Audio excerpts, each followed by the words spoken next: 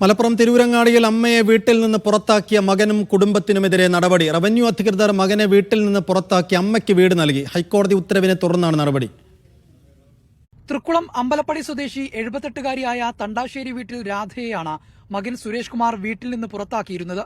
തുടർന്ന് രാധ RDOയെ സമീപിക്കുകയായിരുന്നു. 2021-ൽ RDO അമ്മയ്ക്ക് അനുകൂലമായി അമ്പലപ്പടിയിലെ വീട്ടിൽ താമസിക്കാൻ ഉത്തരവിറക്കി. ഇതിനെ ചോദ്യം ചെയ്ത് മകൻ ജില്ലാ കളക്ടറെ സമീപിച്ചു.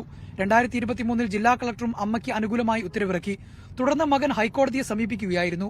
എന്നാൽ 2025-ൽ ഹൈക്കോടതിയും അമ്മയ്ക്ക് അനുകൂലമായി വിധി പുറപ്പെടുവിക്കുകയായിരുന്നു.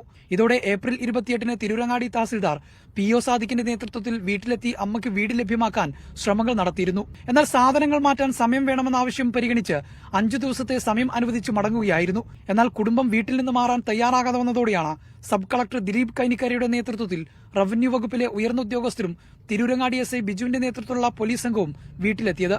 വീട് തുറക്കാൻ ആവശ്യപ്പെട്ടെങ്കിലും വീട്ടിലുണ്ടായിരുന്ന രാധയുടെ പേരമകൾ വാതിൽ തുറക്കാൻ തയ്യാറായില്ല. ഇതോടെ പൂട്ടുപൊളിച്ച് അകത്ത് കയറിയ ഉദ്യോഗസ്ഥർ ഇവരെ പുറത്തിറക്കിയ ശേഷമാണ് അമ്മയെ വീട്ടിലേക്ക് കയറ്റിയത്. മീഡിയ 1 തിരൂർ.